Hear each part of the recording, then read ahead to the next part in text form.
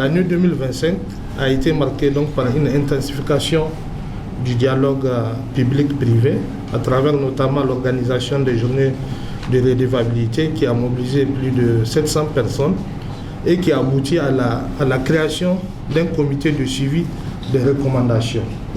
Et plusieurs mesures issues de cette journée de redevabilité qui a eu lieu en juillet, et donc 6 mois après aujourd'hui, on se retrouve pour faire la deuxième, donc a permis de mettre en œuvre un certain nombre de recommandations dont on verra les résultats plus tard.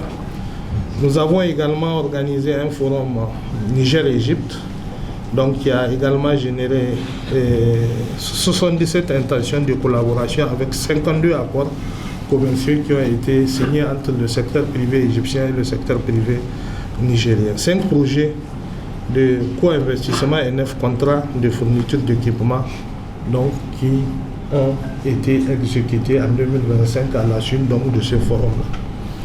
Nous avons également, dans le cadre de la mobilisation toujours des investisseurs, participé à des forums internationaux, dont 3 majeurs, notamment en Chine, en Turquie, et qui a permis de mobiliser des dizaines d'investisseurs et qui permet aujourd'hui au parc industriel de Niamey, qui est situé à Gasselbodi, de pouvoir déjà être dans une phase très avancée du point de vue opérationnel du développement donc d'un certain nombre d'usines de la suite donc de cette visite-là où des dizaines d'investisseurs chinois ont été mobilisés, ils sont venus à Niamey et qui permet aujourd'hui à ces parcs industriels interconnectés de Gasselbodi de connaître une avancée majeure.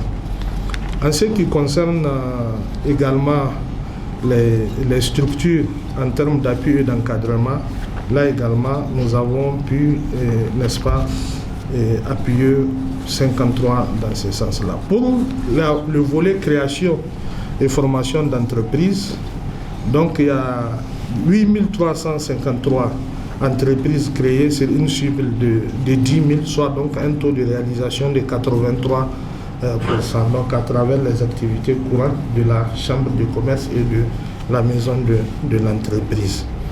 Ces nouvelles entreprises sont essentiellement créées par les jeunes et les femmes dans plusieurs secteurs d'activité.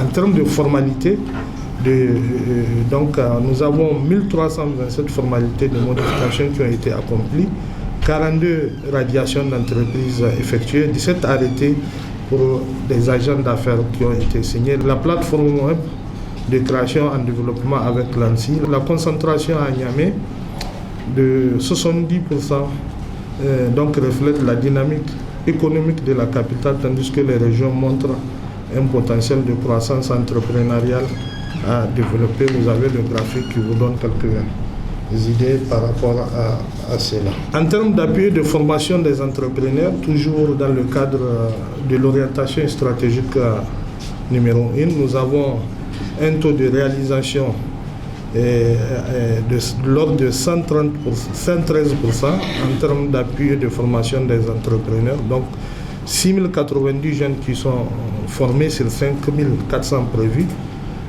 Nous avons organisé 46 sessions de formation à travers l'initiative Jeudi de l'entrepreneur qui a enregistré 1289 participants. Et nous avons 680 entrepreneurs ruraux qui ont été formés à la méthode zéro. Des formations spécialisées ont été organisées à l'intention de 60 PME et PMI formés à l'approche 5S Kaizen pour l'amélioration continue. 1698 chefs d'entreprise formés en entrepreneuriat et sources de financement, 1266 entreprises bénéficiaires d'assistance technique, 45 participants qui ont été édifiés sur l'assurance qualité et les normes ISO, 158 entreprises recensées, n'est-ce pas, pour la base BST-PIN.